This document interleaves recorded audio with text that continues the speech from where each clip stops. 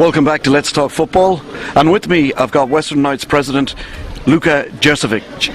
Luka, how long have you been with Western Knights now? As President, I've effectively taken over this year, so this is really my first year here as President with Western Knights, yeah. And your past history, because I believe you've got a bit with Sydney United? Yeah, that's correct. Yeah, I've been involved with Sydney United for about 14 years, helping out there with the juniors, the youth, the Premier League, through to the National League, back to the State League again, and yeah, about developing and promoting and helping players move on. Yeah. And obviously you're enjoying your time in football? Absolutely, no, absolutely fantastic. I love it. I'm very passionate about it. We've had our kids play it as well, you know what I mean, part of the family, you know, bringing the family together and friends and that.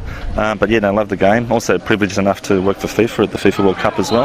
And then your position with Sydney United? Yep, so Sydney United, been there's many different committee members and that with United, and also as coach and manager and cleaner as well. You know, the typical roles that you do with all that everyone does with all our sports clubs. So yeah, no, it was a fantastic stint. And so here we are in Perth, and moved over here with the family, and my wife's originally from Perth, and that's the main reason why we're here.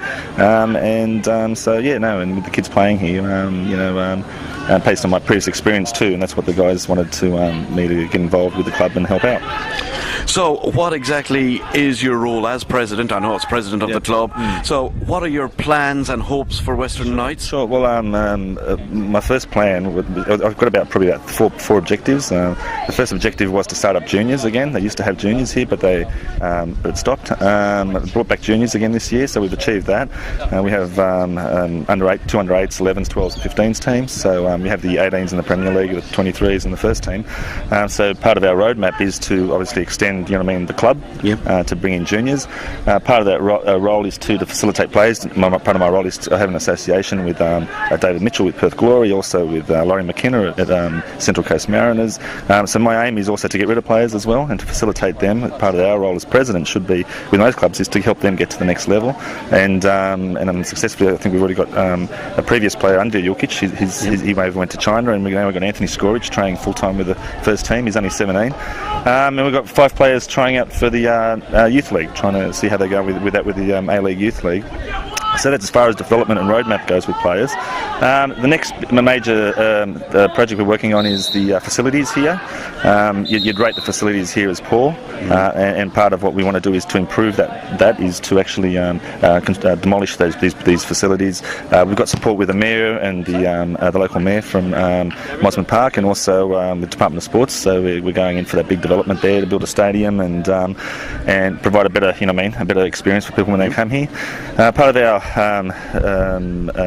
celebrations actually coming up with the 40th year too. We also got great sponsorship with Inside Sport magazine, and they've actually helped us a lot as well. So we're just trying to change the perception when people turn up. We actually give them things. They actually get something for turning up as well, and also give away some prizes and competitions. To just kind of change the way you normally experience in going to a football game. Yeah. So in other words, change the match day experience. Exactly. That's our focus. And so next year, once we do get all the new facilities and that, I do want to also introduce entertainment as well at half time. Change the program instead of just nothing happening at half time. To lift the level for the State League here. Yeah. So with all this in mind, you will be looking at the recommendations of Football West for the new Premier? Yep, absolutely, yes. And actually it's been quite timely, because a lot of this stuff that we were planning to do anyway actually falls into place pretty much with what those recommendations are as well. So we're just making sure we incorporate all those as well. And it's all positive. Yeah. Yeah, because I think one of the main objections to Western Knights has been the facilities here. Absolutely. I totally agree. It's old. It needs to be refurbished, needs to be updated. So we're looking at building quite a nice stadium here, a luxurious stadium as well. We've also got a lot of people within the community supporting us here as well, and the area is quite a predominant area here, and even some of the people within our committees, or in our clubhouse too, are people from predominant companies that can facilitate us as well. Are you looking for a broader base of fans? Because a lot of the time Western Knights have been regarded as a Croatian club. Sure. Well, I've got as far as our communities of interest go, and that's how I label it. Is effectively we've got 3 communities of interest. Historically, yes, we have a Croatian heritage, but within this area, the second community we're targeting is obviously by having more junior teams and more youth teams. You've got to increase your base of people coming along to the game. So that's one part of it. Then the third part is that we're focusing on is actually within the whole district, this whole area. Football's, I think, taken over Australia in the last few years, especially with the World Cup, and the demand in this area is huge for with the juniors, and also I believe as long as we can deliver a quality product in a quality environment, then people will come. And I believe if you build it properly and with a bit of research, they will come. And within this area, we already had a lot of people that just didn't know about it, and so part of our process is to market and promote it and communicate within this area to get the locals to come along as well. Well, that was going to be your next question. What do you reckon on the promotion side of the game at the moment here in WA? Do you think it's a little bit flat?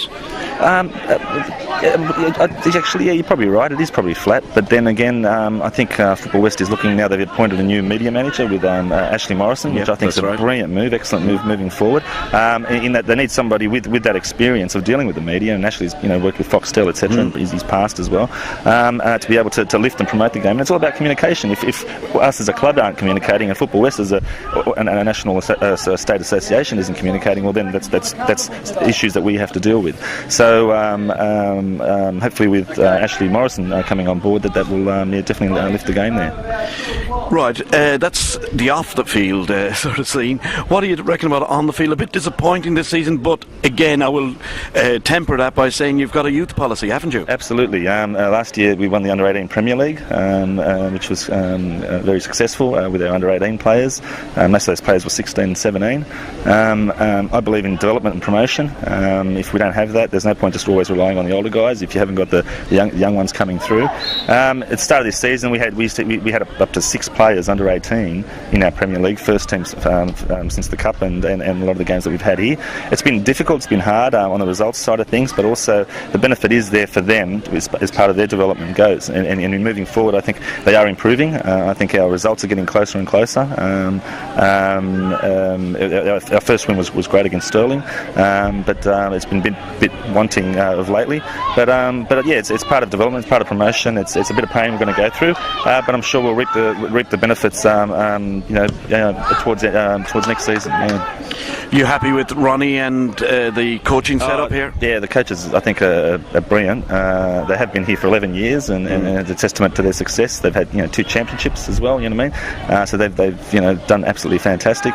And also moving forward too, with the coaching with these younger players too, having to guide them, and this is where I think experience is very important with players and the guidance of players in moving forward. How are you finding getting coaches for your juniors and that? Actually, we're quite lucky, I think. We've got some very talented, very exceptional people that are coaches that have put their hand up to help out. One of which I think Ned Julkic. You know what I mean? They're absolutely brilliant. And for the other teams too. We've had other 8 qualified coaches that come on board to help out, and it's been fantastic. One of the things that I'm a big believer of is SAQ, speed, agility, quickness. I did that at Sydney United and literally transformed the club of being able to improve the way players conduct themselves. When you think about it, 80-90% of the time they actually don't have the ball, and so how do you improve the time that they don't have the ball in moving forwards and backwards and all that kind of stuff? So we are instigating SAQ program with all the coaches to make sure, especially with the juniors, that they develop that, and also to facilitate them when they actually get towards the last 10 minutes of the game, being able to last. Yeah. So realistically now, we might as well look at a realistic target for this season. What would be your realistic target for a league position? Realistic target for a league position should be in the top 4. The next 3 or 4 games are going to determine that, I think, to see how we really realistically are able to achieve that. Our goal is to get in the top 4 and to make the finals. Likewise with the Cup too, we're in the quarterfinals there. So the top 4 is the target. Determining the top 4 will I think occur over the next 3 or 4 weeks, and we'll see how it goes from there. I presume you're in your next cup match. That will be your test, the game against Perth. Absolutely. No. Well, last time we played them, it was quite close, and like I said, we had 5 juniors, 5 under-18s in there, and so they've struggled a bit. They haven't been on top form as well either. So we always have close battles with Perth, and it's great, and we'll see how we go. Yeah. Well, that's it from Nashville for today. See you next week.